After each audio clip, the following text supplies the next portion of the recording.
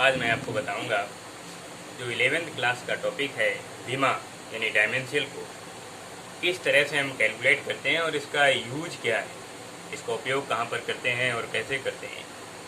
देखते हैं हम। जैसे किसी राशि की विमा है कोई सी भी, उदाहरण के तौर पर हमने मान लिया बल की विमा है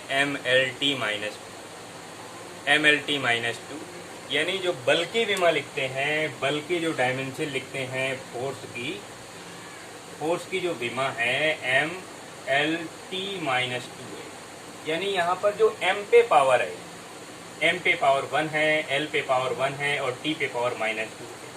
हमने जैसे वेलोसिटी पर लिया या स्पीड पर लें, स्पीड के जो डायमेंशन है LT-1 है, LT-1। तो यहाँ पर l पे पावर 1 है और t पे पावर -1 है, या ऐसे लिख लें m पावर 0, l पावर 1 और t पावर -1। इस तरह से हम लिख सकते हैं।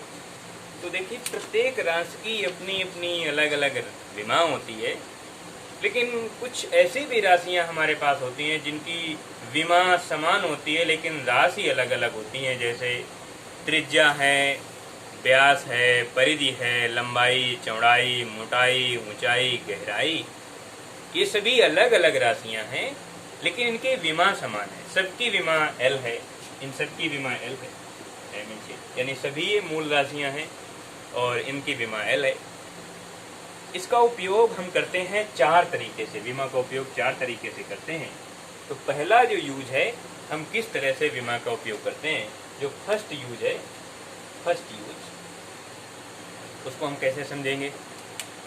इसका पहला उपयोग किया जाता है विमा की सहायता से किसी नए भौतिक सूत्र की स्थापना करना। हम नए फार्मूला को बनाते हैं, लेकिन उन फार्मूलों को हम नहीं बना पाते हैं जिन फार्मूले में प्लस माइनस का सिंबल होता है। जैसे हमारे पास गति का पहला समीकरण है v बराबर u प्लस at, तो इसमें प्लस का सिंबल बीच में आता है। तो इस फार्मूले को हम विमा विधि से नहीं बना सकते हैं। अगर इसके अलावा कोई दूसरा फार्मूला है, जैसे f बराबर mv² डिवाइड बाई r है, तो इस फार्मूले को हम विमा विधि से बना सकते हैं। तो पहला यूज है विमा विधि से फार्मूले को बनाना।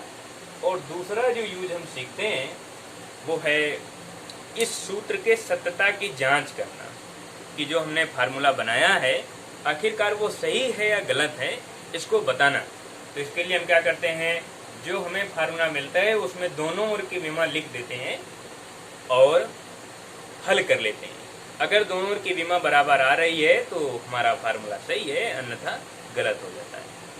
लेकिन इसमें भी अगर किसी फार्मूले में कोई आंकिक मान दिया है तो उसको हम विमा विधि से सही या गलत नहीं बता सकते हैं। जैसे हमारे पास है, सवाल है गति का दूसरा समीकरण है s बराबर ut प्लस हाफ at² है। तो इसमें जो 1/2 है, इसकी जगह अगर 1/4 होता तब भी विमा विधि से ये सही है, क्योंकि 1/4 या 1/2 या 1/5 या कोई दूसरा आंकिक मान है, इनकी कोई विमा ही नहीं है। तो हम विमा के आधार पर इसको सही या गलत नहीं कह सकते। तो विमीय सत्यता की जांच करना किसी फार्मूले को। और अगला जो रूल है या अगला जो यूज है इसका, थर्ड, वो हम देखते हैं विमा की सहायता से एक पद्धति के आंकिक मान को दूसरी पद्धति में बदलना। जैसे हमने कहा कि किसी तार की लंबाई है 1 मीटर है और इसको हम सेंटीमीटर में कितना लिखें, हमें मालूम है कि 100 सेंटीमीटर लिख सकते हैं, लेकिन इसमें विमा का उपयोग कैसे करना पड़ेगा, विमा का यूज करके इसको चेंज करना है। तो यहाँ पर ध्यान रखना कि ये हमारा आंकिक मान है, यानी न्यूमेरिकल वैल्यू है और यहाँ पर ये न्यूमेरिकल वैल्यू है। ये मीटर यहाँ पर यूनिट है, यहाँ पर सेंटीमीटर यूनिट है। तो ध्यान रखना कि जो न्यूमेरिकल वैल्यू होती है अपने यूनिट के व्युत्क्रमानुपाती होती है। आपको यहाँ पर समझ में आ रहा है कि अगर हम आंकिक मान को 1 से 100 लिखते हैं तो मात्रक उसका छोटा हो जाता है, यानी आंकिक मान अपने ही मात्रक से व्युत्क्रम होता है मात्रक से। ये ध्यान रखना। जैसे आपने आंकिक मान को 1 से 100 किया, यानी आंकिक मान बढ़ाया तो मात्रक छोटा हो गया। मात्रक यहाँ पर मीटर था और अब हो गया सेंटीमीटर। यानी यहाँ पर मात्रक बड़ा है तो अंकिक मान छोटा है, और यहाँ पर अंकिक मान बड़ा है तो मात्रक छोटा है। तो ये रिलेशन रखना चेंज करने में कि जो न्यूमेरिकल वैल्यू होती है अपने यूनिट्स के इन्वर्सली प्रोपोर्शनल होती है, यानी व्युत्क्रमानुपाती होती है। और जो चौथा रूल है वो ये है कि हम विमा की सहायता से कोई जो नियतांक दिया जाता है, कांस्टेंट वैल्यू दी जाती है।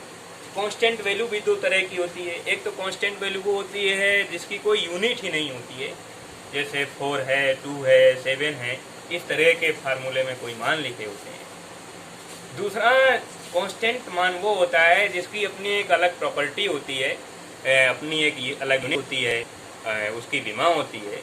जैसे प्रकाश का वेग है, प्लांक नियतांक है, c का मान 3 × 10⁸ है, या प्लांक कांस्टेंट है 6.67 × 10⁻34 जूल सेकेंड, इसकी यूनिट है मीटर पर सेकेंड। तो कुछ ऐसे भी कांस्टेंट होते हैं हमारे पास जिनकी अपनी एक अलग अलग आइडेंटिटी होती है, यानी अपना एक अलग मात्रक होता है, अपनी एक अलग विमा होती है। तो अगर इस तरह के अननोन कांस्टेंट अगर मिल जाते हैं किसी फार्मूले में, तो उनकी विमा या मात्रक कैसे निकालते हैं, उसके लिए एक रूल है। रूल ये है कि हम समान विमा वाली राशियों को आपस में जोड़ते या घटाते हैं। अगर दो भौतिक राशियां कहीं पर लिखी हुई हैं और उनके बीच में प्लस या माइनस का सिंबल है, उनको आपस में जोड़ा या घटाया गया है, तो समझ जाना कि उनकी जो विमा है, डायमेंशियल है, वो इक्वल है। ये ध्यान रखना कि समान विमा वाली राशियों को आपस में जोड़ते या घटाते हैं। ठीक है, जैसे इसका हमने एक उदाहरण ले लिया, लिखा हुआ है F बराबर AX + B, यानी F बल है और X विस्थापन, A और B अननोन कांस्टेंट हैं, हमें नहीं मालूम है कि ये है क्या। तो A और B की विमा निकालनी है, तो ध्यान रखना कि अगर हम B की विमा निकालते हैं तो B की विमा वही है जो F की है, क्योंकि हम इस सबको एक साथ अगर ऐसे लिखेंगे तो F minus AX minus B बराबर 0 लिखेंगे, यानी हम लिख सकते हैं इसको F minus AX minus B बराबर 0, यानी F और AX के बीच में माइनस का सिंबल है, तो इसकी विमा बराबर इसकी विमा और बराबर होगी इसकी विमा, यानी तीनों की जो विमा है वो इक्वल है। ये आप समझ जाना है कि जो जहाँ पर समीकरण में कहीं पर प्लस या माइनस का जो सिंबल मिल जाए तो समझ जाना उनकी डायमेंशियल इक्वल है, समान है, तभी उनको जोड़ा या घटाया गया है। समान विमा वाली राशियों को आपस में जोड़ते या घटाते हैं।